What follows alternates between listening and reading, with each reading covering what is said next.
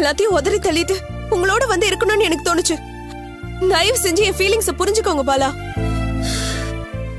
நீங்க தான் ஏன் நிலைமை புரியாம பேசிட்டு இருக்கீங்க. நமக்கு இன்னும் கல்யாணம் ஆகல வித்யா, அதுக்குள்ள எப்படி?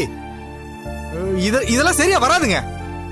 பாலா, சரி தப்புன்னுலாம் யோசிக்கிற நிலைமையில நான் இல்ல. எங்க வீட்டுல பிரச்சனை மேல பிரச்சனை வெடிச்சிட்டு இருக்கு. அங்கே இருந்தா எனக்கு அப்படியே பைத்தியம் பிடிச்சிரும் போல இருக்கு. அது நடந்துச்சுன்னா நல்லதுதான். உங்ககிட்ட இருந்து நான் எஸ்கேப் ஆவனேன். எனக்கு இருக்கிற ஒரே ஆறுதல் நீங்க மட்டும்தான். உங்களோட இருக்கிறப்போ மட்டும்தான் நான் ரிலாக்ஸ்டா சந்தோஷமா இருக்கேன். ஐயோ, எனக்கு தாண்டி மென்டல் டார்ச்சரா இருக்கு. முடியல. மொத்தமா நம்ம இங்க இருந்து இப்பவே வாழ ஆரம்பிச்சோம்னு நான் சொல்லல. நம்ம பார்க் ரெஸ்டாரண்ட் வெளியில மீட் பண்றோம்ல, அதுக்கு பதிலா நேரம் கிடைக்கும் போதெல்லாம் இங்க வந்துடலாம் பாலா. கல்யாணம் ஆகலனாலும் வீட்டுக்குள்ள இருக்கிறப்போ நம்ம புருஷன் பொண்டாட்டியா இருக்கிற மாதிரி எனக்கு ஒரு ஃபீல் கிடைக்கும். எனக்கு அந்த சந்தோஷமே போதும்.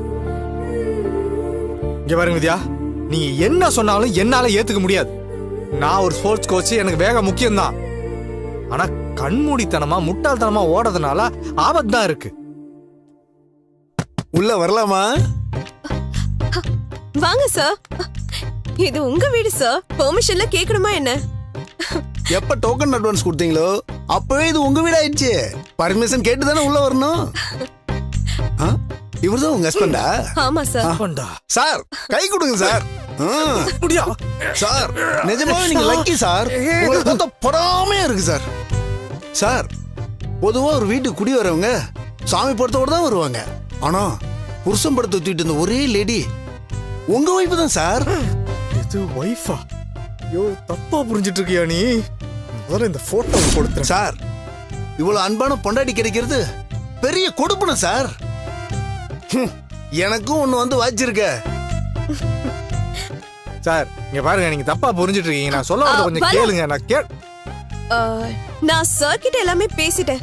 நீங்க சொல்றதுக்கு எதுவுமே இல்ல. ஆமா சார், ஆல் டீடைல் சொல்லிட்டாங்க சார். டோக்கன் அட்வான்ஸும் கொடுத்துட்டாங்க. வாடகை 10,000, 5 மாசம் அட்வான்ஸ். இன்னைக்கே அட்வான்ஸ் கொடுத்துட்டீங்கன்னா நாளைக்கே பால் காய்ச்சலாம். என்ன சொல்றீங்க? உண்மையை சொல்லணும்னா நான் குடியிருக்கதான் இதை ரெடி பண்ணேன். ஆனா பொண்ணு படிப்புக்காக வேற ஊருக்கு போயிட்டோம். இங்க பாருங்க, ஏசி ஹீட்டர்னு எல்லா வசதியும் இருக்கு. அதெல்லாம் நீங்களே யூஸ் பண்ணீங்க. பெயிண்ட கூட உங்க விருப்பத்துக்கு ஏத்த மாதிரி மாத்திக்கங்க. உங்க சொந்த வீடு மாதிரி பாத்துக்கிட்டா போதும். ஓகேவாமா? Okay sir. ஓகேவா சார்? சார் ஓகே சொல்லுங்க சார். என்னங்க கையோ என்ன இத வரமா?